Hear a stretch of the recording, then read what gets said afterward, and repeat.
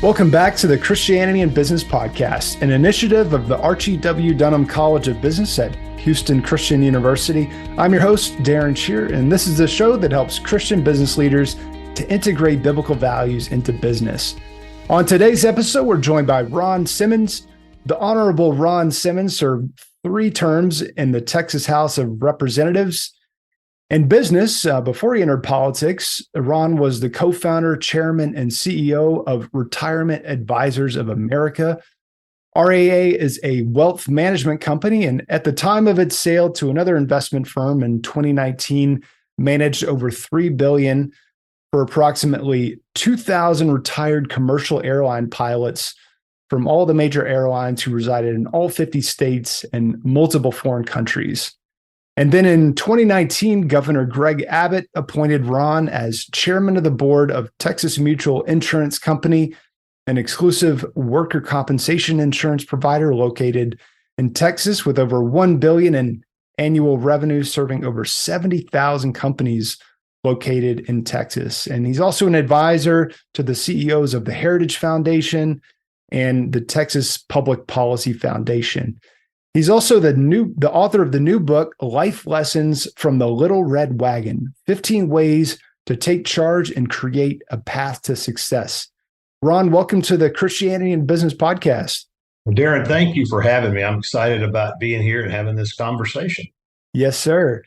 So you obviously had a very successful business career before you entered politics, but before you came into business or at some point along your journey in business, when did you first realize God wanted to be involved in your work in the marketplace? Well, I hope that it was all along the way, but I think there's points of what I would call points of demarcation, where you can really look back and tell. And I had left a very comfortable role at Anadarko Petroleum down in Houston to join some people to start a new venture, a private trust company, which was the predecessor to Retirement Advisors of America. And our whole idea was we wanted to manage money for small company pension plans because we thought they were being overlooked by the bigger investment world. And in our process of getting that started, we were going to partner with a subsidiary of American Airlines that had a group of mutual funds. They had their own investment company. And we were going to partner with them. We would use their investment services to manage our clients and what have you. And we were meeting with them one day, and the head of that organization, a guy by the name of Bill Quinn, said, "Ron, we've got 3 or 4 retired pilots that want to use these investment funds as well, but we're not set up to handle individuals. Would y'all work with them as a favor to us?" And of course, that wasn't on our radar. We were thinking about small company pension plans like mom and pop, plumbing company or something. But I said, sure. I was head of sales at the time. I said, sure, I'll be happy to do it as a favor to you. So I called these 4 people. The first guy I went to meet with was southwest of Fort Worth, a guy named Bob Wilson. He comes to the door, opens the door after I'd set up the appointment. He looked like Santa Claus. I mean, literally had solid white beard. And because at that time, when they were active pilots, they couldn't have any facial hair because they thought it was a fire hazard of sparks and stuff. So a lot of times when they retired, these guys said, okay, I've been wanting to do this all my life. So I did it. And so anyway, we're talking. He's saying, hey, these guys really took care of my money well. And when the pilots retired at the time, they got a lump sum of their entire pension. Okay, so it may have been close to $1 million. And there is some truth to never invest with a pilot or fly with a doctor, right? You got to be careful about both of those things. And so he said, I just want the same people that made my money to help me with it. So we can help you do that. We'll take care of that for you. We'll invest it with them, and we'll help you with your estate planning and all those things. And so I'm getting ready to leave. At the time, I was commuting back and forth from Dallas to Houston, getting ready to leave to go home to see my family, and because it was a Friday afternoon. And he said, wait just 1 minute, Ron. I got something I want to show you. He goes to the back of his house, comes back a couple minutes later, and he gives me a list of 1,500 other people just like him. Wow. That had already retired, that had their money managed somewhere, but probably had a favorable opinion of AMR investments. And so it was literally one of those moments when I got in the car, I called my wife and I told her, I know what business we're going to be in. Wow. And it just was like that. And that's what we did for the next 30 years. Really. We just Wow. worked on people like that. So that was the point for me anyway. Yeah. And so that was a point when you realized, okay, God is really up to something and wants to Yes. use me in the marketplace to help these people. Because That's exactly I right. mean, prior to that, was God sort of like on the back burner or just somewhat maybe sort of just somebody that you interact with when you go to church or not in the business world? Well, I think that because again, I was 27 years old, had two kids and a wife, and I was so focused on what do I need to do to get ahead because my background, there wasn't anything in my background that gave me an advantage in that. But I was really wanted to, I wanted to be successful. I wanted to take care of my family. I wanted to not have to think about money all the time, right? Because that's what I saw my parents doing, even though they were good people, school teachers, they thought about money all the time because they didn't have enough of it, right? Yeah. Or maybe they didn't manage it well. And so I do believe God was guiding me through all of that as I look back. But at the time, I would say it was all about just me. Okay, what's the next thing I can do? And this would kind of stop me in my tracks, right? This was kind of like, wow, because it wasn't on my plan. I didn't expect it, but it just hit me, and it was almost like somebody tapping you on the shoulder and saying, "Hey, you know what? Sometimes if you'll just pause for a minute, I might have something even bigger than you're thinking about." Yeah. Wow. And what's one of your favorite scriptures related to business and entrepreneurship?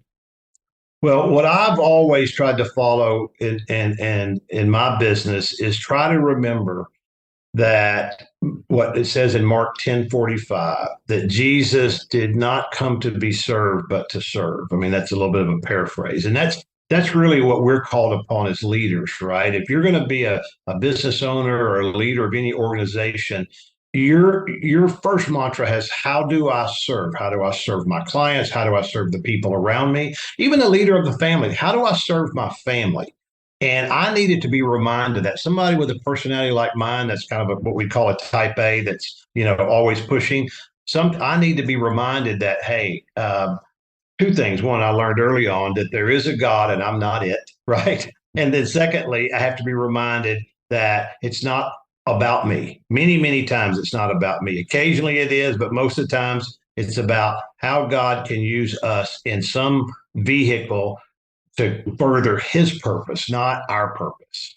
Yeah. Can you think of a time in business when that was hard to do? Because it's somewhat easy to serve people when we're getting paid really well, when we're getting treated really well by the client. It's a pleasant experience. I think there's certainly service in that, and you serve well, you're going to, in a lot of cases, not all the time, you're going to get paid well. But can you think of a time when it was really hard to live out that character of Christ in some interaction with clients? Well, I think that for me, the times that it was hard, okay, where I had a couple of those times. One, when we started the company, the couple of us that started it as the people doing the day-to-day work, we didn't have any money to put up for the company. So we had to have outside investors.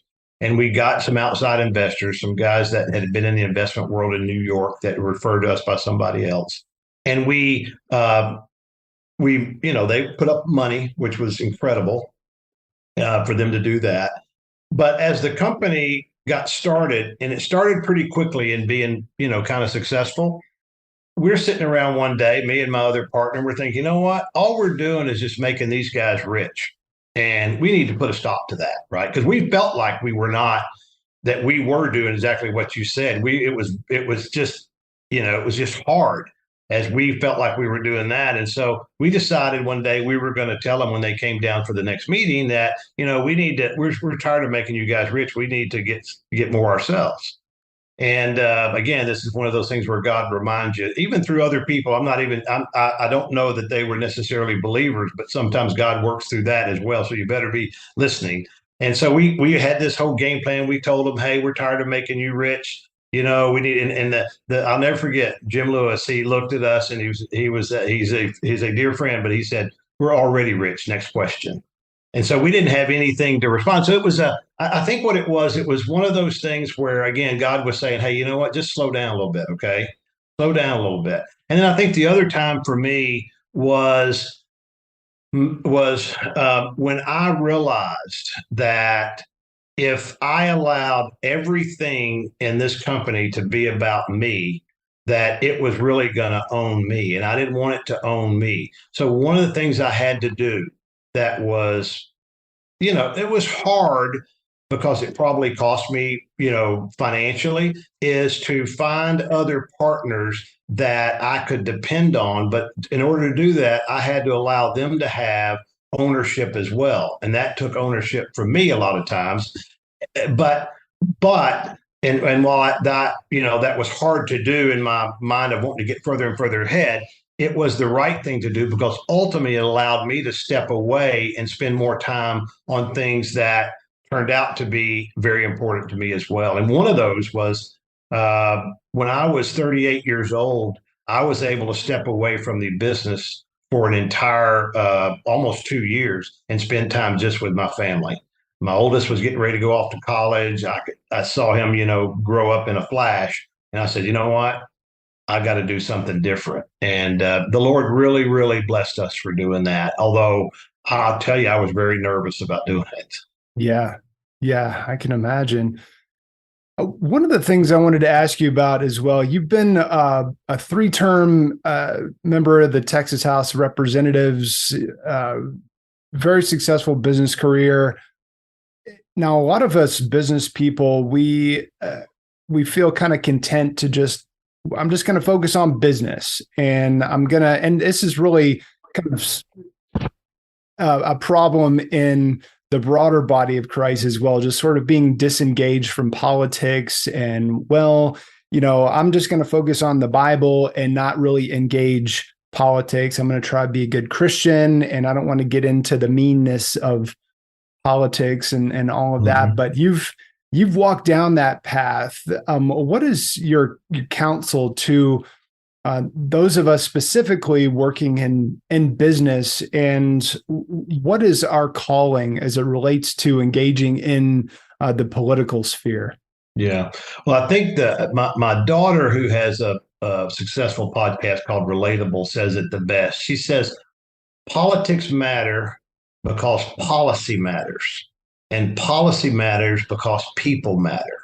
Mm-hmm. And so if we believe that people matter, okay, and people are in business, and then we have to believe that the policies that govern our society matters. And therefore, if the policies that govern our society matters, and that governs not only individuals, but businesses as well, then politics matters, because that's the way our system works, right? We make policy decisions in a political environment, which is messy, no question.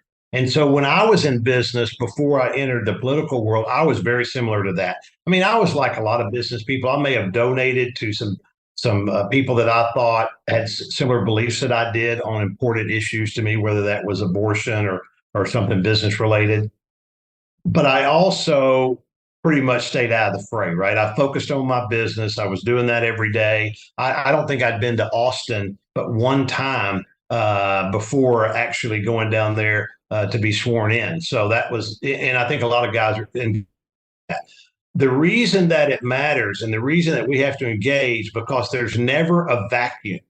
There's never, in policy and politics, there's never a vacuum. So if good people don't fill it, bad people certainly will. And we've seen that over and over again. If those of us that believe in the morality of what the Bible teaches us and things like that, and we believe in how a society should be run, if we don't have a good example of what's going on today, then we'll never have a better example of that. And so we cannot look away, because that's what the other side depends on. And so what I decided was that I had always been interested in events. Okay. I mean, I stayed in tune with events, And what I wanted to do when I was able to take a huge step back from my business and had other good partners run it, I wanted to see what public service really, not only my family, but other people that knew me, because nobody that I knew at the time was heavily involved in politics, right?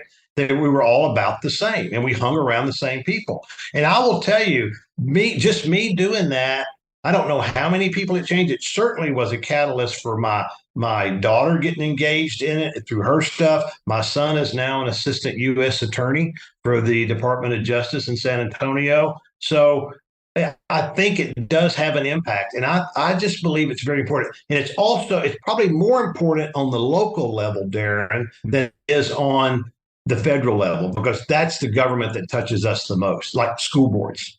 We saw that happen in Virginia, and where all of this woke stuff had infiltrated the schools, and it's happening all over the country. And finally, Christian parents have awakened. I won't say they're woke. They've awakened and said, you know what? There's enough of that. We got to get engaged. And I'm really proud of what's happening in that movement. Yeah. So we can certainly vote beyond voting or potentially even running for office, as you have done successfully. What are some maybe one or two of your favorite examples of a business person saying, you know what, I'm not just going to keep doing business as usual. I'm also going to engage on a particular issue that's facing my community. And yeah, is there an example that comes to mind of somebody doing that from there's a good example, and there's a gentleman that used to be CEO of Valero Energy in San Antonio, huge energy company. And he was a native San Antonio, and he was very wealthy, but the homelessness in San Antonio really had touched his heart. And he didn't really, what do I do, right? Because it's something that for years we've thrown money at, it hadn't gotten any better. Well, he decided he was going to do something about this. This guy's name is Bill Greehey. And he went to the city and said, look, here's my plan. I want to set up basically a community that serves these people, and that for the ones that really want to be able to move them from where they are into independent living and all of that type of stuff. And so he created an organization called Haven for Hope. And it's probably the best national model for how to treat people that are homeless and move them through the stages of getting back to self-sustaining. Some of that obviously is addiction that they've had challenges with. Some of it's mental illness, some of it's domestic abuse. But that's somebody who never was in elected office, but he saw a problem in society, worked with public officials, had to do that, right? You have to work through he couldn't just do it on his own. He had to work through that, and really has made a difference. And there's people that support organizations like the Texas Public Policy Foundation or Heritage or some of these others. These are people that have taken their resources and have said, hey, this is a problem that I've identified, okay, that I think needs help. I want to invest money in your organization to make sure that we get the right policies for that. And I think that's where people that maybe don't have the time or the inclination to be as engaged maybe as I was is a good place to look, something like that. Yeah, I love that. Wow, what a great example. Haven for Hope. Yeah. If your listeners thinking about doing something like that in your community or looking at a model that works, Haven for Hope in San Antonio, check it out. Yeah, go visit them. It's amazing. You'll never think the same about how to take care of the homeless when you go visit them. Yeah. And so one of the things I know you're working on right now that you're excited about is the release of this new book, Life Lessons from the Little Red Wagon, 15 Ways to Take Charge and Create a Path to Success. What is the significance of the Little Red Wagon for you? Well, the significance for me, first of all, was something that most of us had, a wagon when we were younger. And in the first chapter of the book, I talk about an experience that I had in my red wagon of headed down a hill and not realizing there were no brakes on a wagon. and tumbling over and cutting my chin. And, as a little 6-year-old guy wondering, oh my gosh, I'm going to die. Right. And I think I had 1 or 2 stitches, but as I began, as you get to different stages in your life, you begin reflecting, when your kids, head off to college or maybe get married. Now we have grandkids and all that. And you just kind of look back, because when you're going through life every day, you don't realize what's happening as much. But when you look back on it, you think, wow, it's really interesting. And as I look back on my life, and I think it's the same way for everybody, is that when you think about the wagon and how it works, or the different parts of the wagon, there's a handle of the wagon, okay? And the rest of the wagon only goes where the handle goes, and the handle can turn it left or right or what have you. There's the front wheels. The front wheels follow the handle, but they also can maneuver, right? If you don't hold on to the handle, they'll maneuver on their own, and that could be good or bad. The rear wheels, they don't do anything other than follow the handle and follow the front wheels. Yet, if they're not there, if you don't have pushers in your life, you're going to be dragging, and it's going to be very difficult. And then, of course, the cargo sits in the wagon. And my point about this is that as I look back on my life, and I think on most people's lives, is that at different times of our life, we serve different roles of that wagon.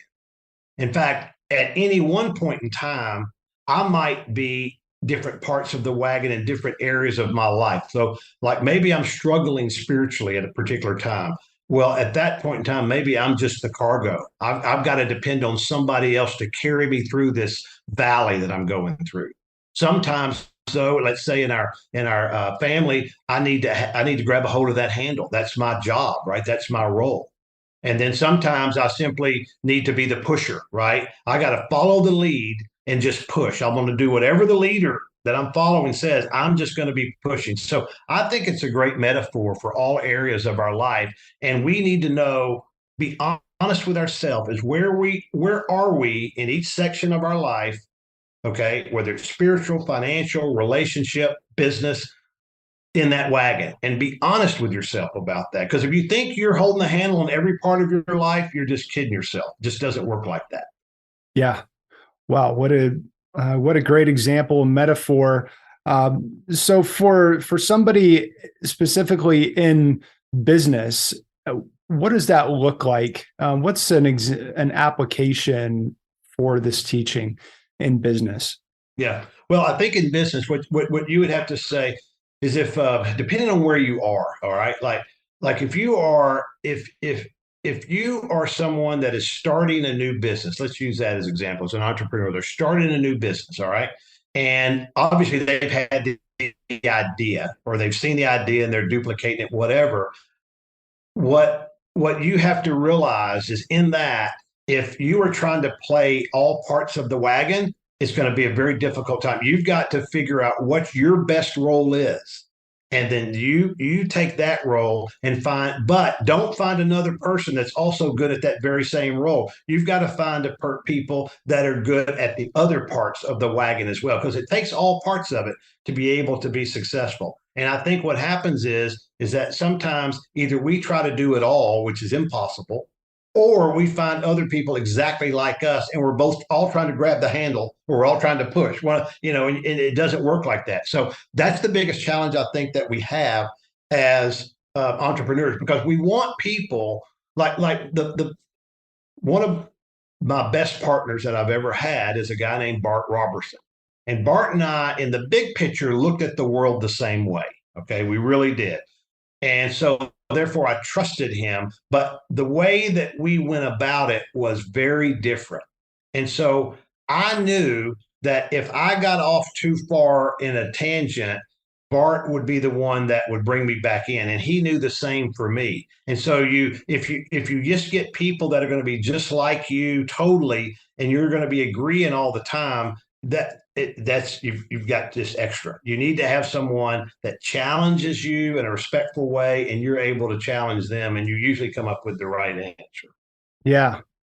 Well, I saw a great example of this as I was doing a little bit of research on you. Evidently, when you were there in the Texas House of Representatives, you started this initiative where you got everybody wearing purple ties. And Right. as a bipartisan symbol that, we're not just blue or red, but we're purple. And so I'm sure that had some mixed reviews, but what was the outcome of that? I think, and there was a good article about it in one of the national magazines that came out at the time, and I think what it was is we had the largest freshman class of new legislators that they had had in probably 30 years. So it was that we were probably represented a third of the 150. There was like 40 something of us, and we started it just as freshmen. Is that hey, because it was a mixture of Republicans and Democrats, more Republicans than Democrats, but still a good mixture. And you tend to get along with people in your same class because you've socialized with them and all that. And so I said, hey, why don't we start something? We're doing red Republican, blue Democrat, that was going on at the time. When you mix those two colors together, they make purple. And so why don't on one day a week we wear purple just as freshmen? We'll make a statement that we're going to try to work together. We can't agree on everything, but work together where we can. And it really just caught on. And so the entire Texas House started doing that. And it didn't mean that we didn't have disagreements and sometimes heated disagreements. But I do think that every Thursday, when we all tried to wear purple, we looked at each other in a little bit different way. And so I just think it was symbolic. And yeah, from some of my friends on the far right, they probably thought it was, whatever, sellout or whatever. But I thought it was good. In fact, I still get reminded of that all the time. And the funny thing is, lobbyists are funny people. They're very important for the process because they have the information that sometimes you need. Lobbyists started wearing purple on Thursdays too during that time, right? So it was pretty funny. In fact, I texted the speaker the other day, Speaker of the House, because it was a Thursday, and I happened to look online and follow them a little bit, and he was wearing a purple tie. So I texted him and I said, "You're still doing it. Thank you for that." And he just laughed at it. I'm not sure that was the reason he did it, but it was funny. Yeah. Well, it's a great initiative, and I think a great application of what you're teaching about the little red wagon is you have to find you can't just go through life just with what you know and the way you approach the world, but we need other people.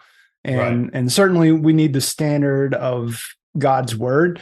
But I mean, if you don't reach out and kind of invite people, even if they don't, maybe they have a different religion, maybe they have a different, political perspective, and find what is there is common ground in there somewhere.